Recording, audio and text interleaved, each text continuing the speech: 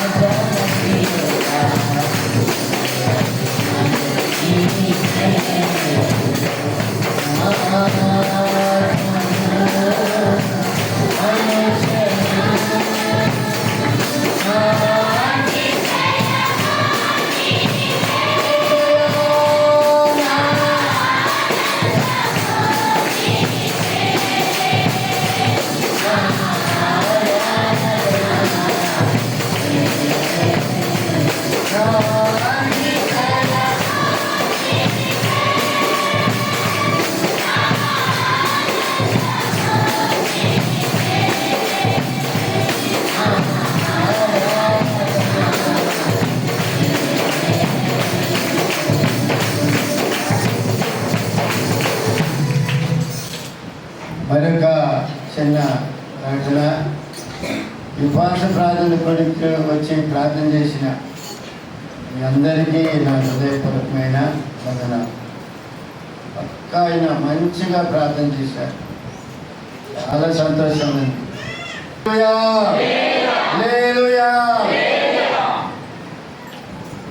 మంచిది దేని పిల్లారా, ఈ నూతన మాసములో దేవుని యొక్క పరిశుద్ధ సన్నిధానంలో ప్రార్థన చేస్తున్నప్పుడు దేవుడిచ్చినటువంటి వాగ్దానము ఇది. ముళ్ళ చెట్లకు బదులుగా దేవదారు వృక్షములో మొలచు. చెట్లు ఎవరికి సాదృశ్యమని అంటే మనుషులకు సాదృశ్యం.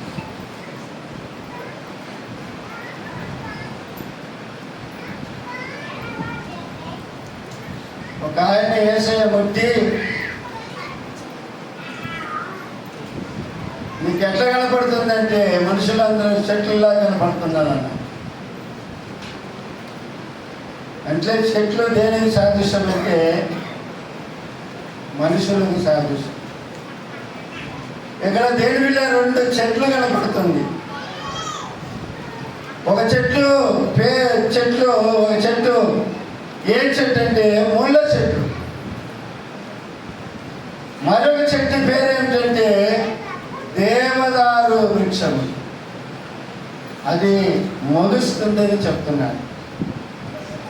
ముళ్ళ చెట్లకు బదులుగా దేవదారు వృక్షము మొలుచును. హల్లెలూయా. ఇదే వాగ్దానం. ముళ్ళ చెట్లు దేనికి ఉపయోగపడుతుంది? దేనికి ఉపయోగపడుతుంది? దేనికి ఉపయోగపడదు. అది కాల్చి వేయటానికే ఉపయోగపడుతుంది. ముళ్ళ చెట్లు ఎవరైనా ప్రేమిస్తారంటే ప్రేమించదు. ముళ్ళ చెట్లు చూసి అసహించుకుంటారే కానీ ఆ ముళ్ళ చెట్టును చూసి లెక్క కూడా పెట్టరు. అంటే ముళ్ళ చెట్లు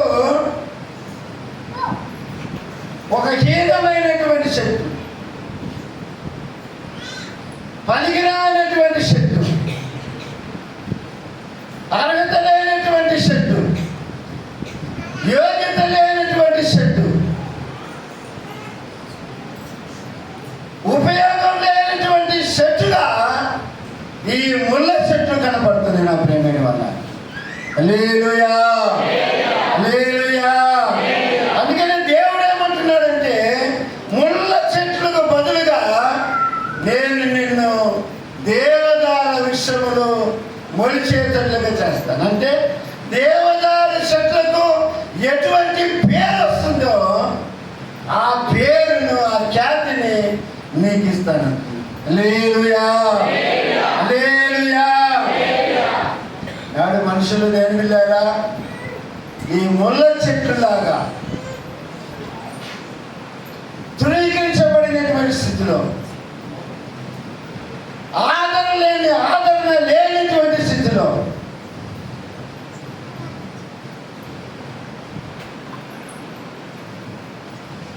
ఇతరుల చేత అపహసించబడినటువంటి స్థితిలో, అవమానపరచబడినటువంటి స్థితిలో ఈనాడు మానవుడు జీవిస్తున్నాడు. హల్లెలూయా. హల్లెలూయా. ఒక మనిషిని సన్మానించాలంటే, ఒక మనిషిని గౌరవించాలంటే ఒక మనిషి ఆ మనిషి స్థాయిలో అవతల మనిషి ఉంటేనే గౌరవిస్తారు. అతనికంటే ఒకదాని కింద కనపడినట్లయితే, అది ఆర్థికపరమైన సమస్యలు కావచ్చు, దేని పిల్లారా అప్పుల సమస్యలతో ఉండవచ్చు, లేకపోతే బలహీనులుగా దరిద్ర స్థితిలో కనపడవచ్చు. దీనులుగా కనపడినప్పుడు ఆ యొక్క స్థాయిలో, పై స్థాయిలో ఉన్నటువంటి వారికి ఆ కింది స్థాయిలో ఉన్నటువంటి వారు ఎన్నిక లేని వారుగా కనపడతారు. హల్లెలూయా. హల్లెలూయా. అందుకే దేవుడు చెబుతున్న మాట ఏమిటంటే నేను ఆ స్థితిని మారుస్తాను. ఆమేన్. హల్లెలూయా. దేవదారు వృక్షానికి ఏ పేరు వస్తుందో, ఎటువంటి ఖ్యాతి వస్తుందో, ఆ ఖ్యాతి, ఆ పేరు నీకు నేను కలిగేస్తాను. హల్లెలూయా. హల్లెలూయా. ఈ దేవదారు వృక్షము ఒక శ్రేష్టమైన విషయం పేరు, మంచి పేరుగాంచిన విషయం. ఈ దేవదారు వృక్షం ఎక్కువ శాతం తెలిపిల్లారా, దేవుని మందిరములో దేవదారు వృక్షములు, సరళ వృక్షములు, మరికొన్ని వృక్షములు దేవుని మందిరానికి వాడబడినట్లుగా దేవుని వాక్యంలో మనం చూడగలుగుతాం. హల్లెలూయా. హల్లెలూయా. చూడండి పరిశుద్ధ గ్రంథములో 13వ వాక్యం. యెషయా 60-13 నా పరిశుద్ధాలయపు అలంకారము నిమిత్తమై లెబానోను శ్రేష్టమైన దేవదారు వృక్షములను, సరళ వృక్షములను, గొంజి చెట్లును నీ యొద్దకు తేబడును, నేను నా పాదస్థలమును మహిమపరచెదను. దేవదారు వృక్షము ఎటువంటి వృక్షం అంటే దేవులారా, శ్రేష్టమైన వృక్షముగా కనపడుతుంది. హల్లెలూయా. హల్లెలూయా. ఆ వృక్షము ద్వారా దేవులారా, పలకల ద్వారా దేవుని ఆలయాన్ని అలంకరించినట్లుగా దేవుని వాక్యంలో మనము చూడగలుగుతాం. హల్లెలూయా. అప్పుడు ఈ వృక్షం ఎటువంటి వృక్షం అంటే పేరుగాంచిన వృక్షము, శ్రేష్టమైనటువంటి వృక్షము, ఖ్యాతి నొందినటువంటి వృక్షము. హల్లెలూయా. హల్లెలూయా. అంటే పరిశుద్ధాత్మ దేవుడు చెప్పుచున్న మాట ఏమిటంటే, ముళ్ళ చెట్లకు బదులుగా నీ పరిస్థితులను మార్చి, నీ స్థితిగతులను మార్చి, నీ దారిద్ర్యతను తొలగించి, నీ దీన స్థితిని మార్చి, దేవదారు శ్రేష్టమైనటువంటి దేవదారు వృక్షము లాంటి ఒక మంచి శ్రేష్టమైన జీవితంలోనికి నేను తీసుకొస్తానని చెప్తున్నాను. హల్లెలూయా. ఎంతమంది నమ్మకం ఉంది? ఎంతమంది విశ్వాసం ఉంది? చెప్పండి. హల్లెలూయా.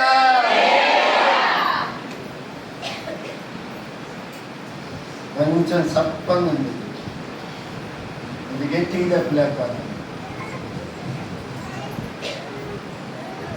ఆకలి అవుతుందేమో.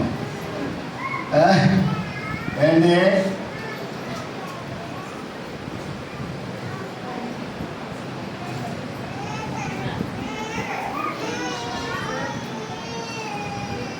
తెలివిలేని లోకములో ఎన్నికలేని వారు,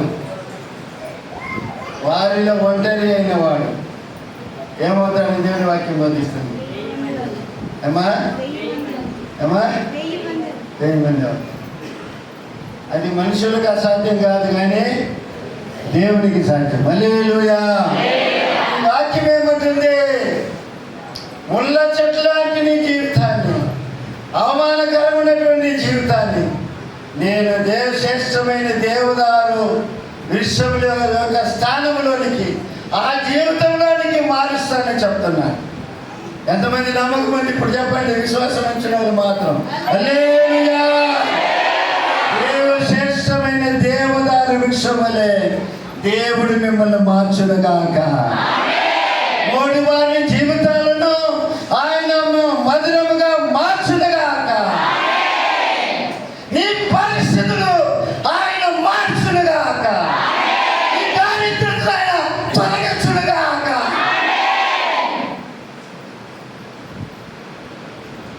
ఆయన నీ సమస్యల నుంచి ఆయన విడిపించునుగాక. హల్లెలూయా. హల్లెలూయా.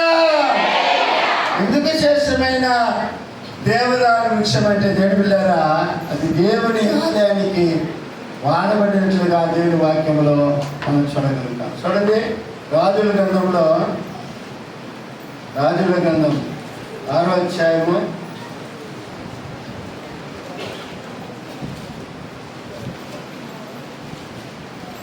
15వ వాక్యం చదవండి. 6వ అధ్యాయం. అతడు మందిరపు లోపలి గోడలను అడుగు నుండి పైకప్పు వరకు దేవదారు పలకల చేత కట్టించెను. లోపల వాటిని సరళపుమ్రాను పలకలతో కప్పి మందిరపు నట్టిల్లు దేవదారు పలకలతో కప్పివేసెను. హల్లెలూయా, హల్లెలూయా.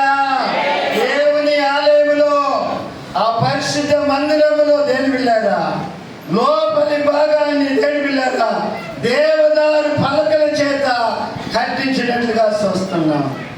లోపల వాటిని సర్లపు నాడు పలకలతో కప్పి మందిరపు నట్టిల్లు దేవదారు పలకలతో కప్పివేసినట్లుగా చూస్తున్నాం. హల్లెలూయా, హల్లెలూయా. చూడండి, 2 దినవృత్తాంతముల గ్రంథము 3వ అధ్యాయం 5వ వాక్యం చదవండి. దినవృత్తాంతముల గ్రంథము 2 దినవృత్తాంతములు 3-5 మందిరపు పెద్ద గదిని దేవదారు పలకలతో కప్పి వాటిపైన మేలిమి బంగారమును పొదిగించి పైభాగమున ఖర్జూరపు చెట్ల వంటి పనియు గొలుసుల వంటి పనియు చెక్కించి. హల్లెలూయా, హల్లెలూయా. అంటే అప్పుడు దేవదారు వృక్షానికి, ఆ దేవదారు చెట్లకి ఎంత శ్రేష్టత ఉంది చూడండి, ఎంత ప్రత్యేకత ఉంటుంది చూడండి, ఎంత పేరు ఆ చెట్లకు ఉండాలి సంగతిని మనం గుర్తించాలి. హల్లెలూయా. అంత పేరు వచ్చినప్పుడు, ఆ పేరు ప్రపంచమంతటికి వ్యాపించినప్పుడు దేని పిల్లారా ఆ పేరుకు మరొక పేరు వస్తుంది. ఏ పేరు అది? ఖ్యాతి అనే పేరు వస్తుంది. ఆమేన్, హల్లెలూయా, హల్లెలూయా. అంటే ఖ్యాతి కలిగినట్లుగా దేవుడు నిన్ను హెచ్చించునుగాక. శ్రేష్టమైన దేవదారు పలకలు చెట్ల వలె పరిశుద్ధాత్మ దేవుడు మిమ్మల్ని, నీ కుటుంబాలను మార్చునుగాక. ఆయన దీవెనతో మిమ్మల్ని నింపునుగాక. బంగారుతో పరిశుద్ధాత్మ దేవుడు మిమ్మల్ని కప్పునుగాక, పలకలను కప్పినట్లుగా.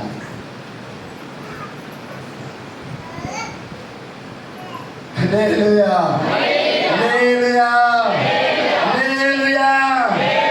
ఈ పలక, దేవదారు పలక దూలానికి కూడా పనికొస్తుందంట. ఆ దూలం అంటే ఏంటో నాకు తెలియదు. దేనికేసేది ఇదేనా?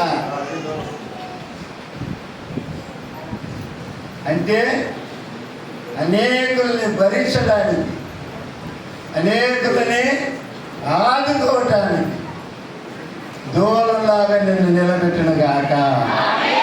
పరమగీతంలో చూడండి, ఒక మంచి మాట ఉంది. పరిశుద్ధాత్మ దేవుడు అక్కడ సులమితి ప్రియుల గురించి చెప్తూ ఉంది. ఒక మాట 1వ అధ్యాయము 16వ వాక్యం చదవండి. సులమితి అంటది ప్రియుని చేసి, ఆ ప్రియుడా నువ్వు సుందరుడు, అది మనోహరుడు,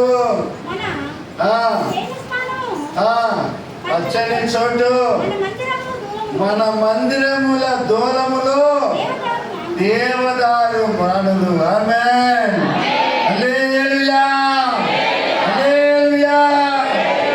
మన మందిరములో దేవదారు మానులు అంటే ఆ దూలమును దేని చేత చేశారంట? దేవదారు మానుల చేత చేశారంట. యేసేపు ఎన్నిక లేని వాడుగా ఉన్నాడండి. అన్నల చేత తృణీకరించబడిన వాడిగా ఉన్నారు. ఐగుప్తు దేశానికి అమ్మబడినప్పుడు ఒక నీచుడిగా కనపడ్డాడు ప్రజలకి. ఏంటి? అవమానపరచబడినటువంటి వ్యక్తిగా కనపడ్డాడు. ఒక బానిసగా కనపడ్డాడు యేసేపు. అయితే దేవుడు యేసేపును దేవదారు, శ్రేష్టమైన దేవదారు విషయముగా మార్చాడు. ఆమేన్. అనేకులను భరించేవాడుగా, అనేకులను పోషించేవాడుగా, అనేకులని దేని పిల్లారా మరి ఆదరించేవాడుగా, అనేకులను ఆదుకునేవాడుగా దేవుడు చేశాడు. ఆమేన్, హల్లెలూయా, హల్లెలూయా. ఐగుప్తు దేశం మీద అతని పేరు నిలబడేటట్టుగా దేవుడు చేశాడు. ఆమేన్, హల్లెలూయా. దయచేయునుగాక. పక్కన వాళ్ళకి చెప్పండి, ధైర్యంగా చెప్పండి. ధైర్యం ఉండవు. యేసేపుని దీవించిన దేవుడు, యేసేపుని రక్షించిన దేవుడు, యేసేపుని ఆశీర్వదించిన దేవుడు నిన్ను కూడా దీవించునుగా, నిన్ను కూడా ఆశీర్వదించునుగా, నిన్ను కూడా హెచ్చించునుగాక. అప్పుడు కొట్టండి,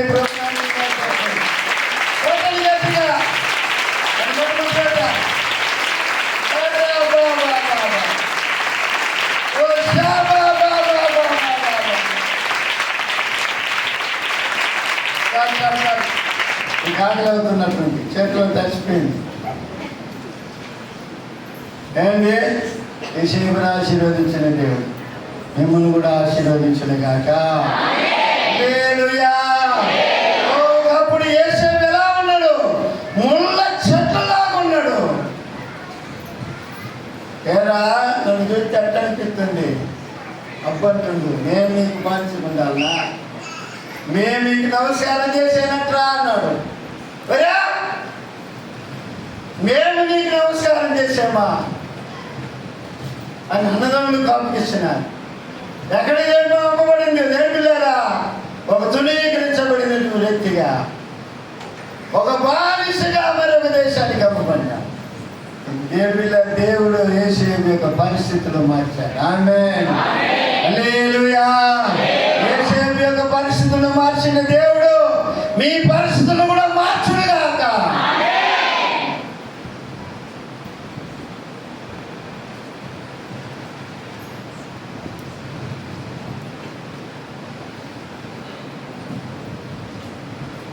అన్నదమ్ములలో దావీదు కూడా ఎన్నికలేని వాడిగా ఉన్నాడు.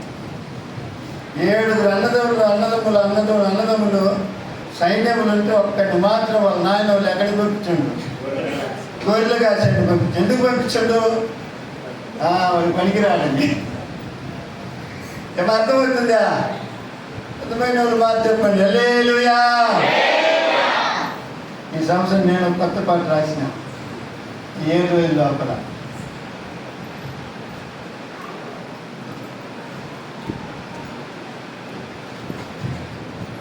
దేవుడు ఆ కృప చూపించాడు. దేవుడు నాకు ఆ తాళం ఎప్పుడో ఇచ్చేసాడు. ఎస్ఎస్బిని ప్రారంభంలోనే పాటలు చాలా పాటలు రాసినాడు. కొన్ని పాటలు మెదళ్ళు నిలబడిపోయింది, కొన్ని పాటలు ఎగిరిపోయింది. సరే, దేవుని కృప ఎందుకు ఇచ్చిన వరాన్ని ఎందుకు పోగొట్టుకోవాలా? నేను సంవత్సరానికి ఒక పాట రాయాలి అని ఒక తీర్మానం చెప్పొచ్చేసిన. అందుకని ఈ సంవత్సరం పాట రాసేసిన. వచ్చే సంవత్సరం కొత్త సంవత్సరం కూడా దాన్ని వింటి చేద్దాం. ఆమేన్. హల్లెలూయా. హల్లెలూయా. దావీదు ఏమన్నారు? దేవుని తునీకరించినాడు. సమయాన్ని ప్రవక్త వస్తుండవు. మీ కుటుంబంలో ఒకరిని దేవుడు రాజుగా చేయమంటున్నాడు. మీ పిల్లలందరినీ తీసుకురంటే వాళ్ళ నాయన ఎవరిని తీసుకొచ్చాడు? 7 అన్నదమ్ములు తీసుకొచ్చి పెట్టాడు. అప్పుడు యావీదు అక్కడ ఎవరి దృష్టిలో లేడు, తండ్రి దృష్టిలోనే లేడు. ఆమేన్. హల్లెలూయా. హల్లెలూయా. వాళ్ళ అబ్బ దృష్టిలోనే లేడు దావీదు. ఇంకా ఈ లోపు దేవుని చిత్తం లేదు వీళ్ళు దాచి కొట్టడానికి. ఎవరిని ఉంటారంటే ఒకడు ఉందయ్యా, వాడు అడవిలో గొర్రెలు కాసుకుంటానన్నా. ఆమేన్. హల్లెలూయా. హల్లెలూయా. పిల్లవాడిని బస్సులో వాడు ఆటడానికి ఆశమైతే లేదు, పర్లేదు కూర్చుంటా, వాడు వచ్చేంత వరకు నేను కూర్చుంటానన్నాడు.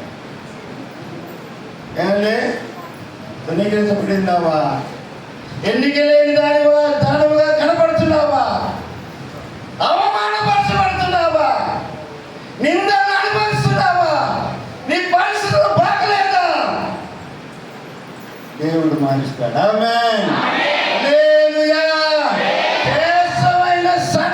శ్రేష్టమైన దేవతా వృక్షం వల్ల నిన్ను మార్చునుగాక.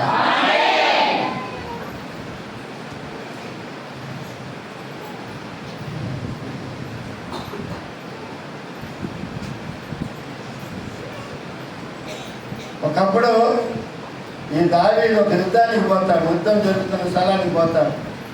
పోయినప్పుడు వాళ్ళ అన్న ఒక మాట అంటాడు. వాళ్ళ అన్న పేరు కూడా రాసింది మొదటి సమయాల గ్రంథం 17వ అధ్యాయము 17వ అధ్యాయం మొదటి సమయాల గ్రంథం 17వ అధ్యాయం. నేను ముగిస్తున్నా టైం. 17వ అధ్యాయం 28వ వాక్యం. అతడు వారితో మాట్లాడున్నది అతని పెద్ద అన్నయ్యకు ఏలీయాబునకు వినబడగా, ఏలీయాబునకు దావీదు మీద ఏమొచ్చిందంట? పాపం వచ్చిందంట. అతడితో నీవిక్కడికి ఎందుకు వచ్చిందివి? అరణ్యంలో నా చిన్న గొర్రె మందను ఎవరి వశం చేసిందివి?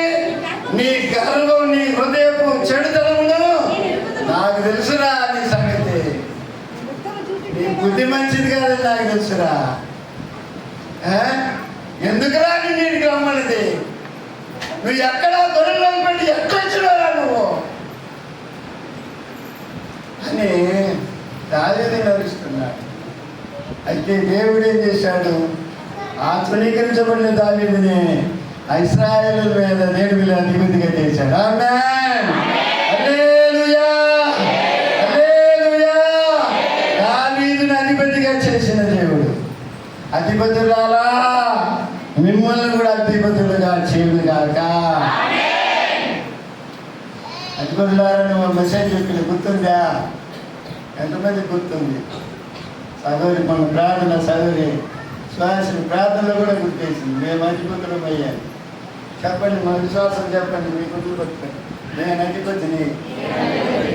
పక్కన వాళ్ళకి చెప్పండి, నేను అధిపతిని, నేను అధిపతిని. దేవుడు నన్ను అధిపతిగా చేయబోతున్నాడు.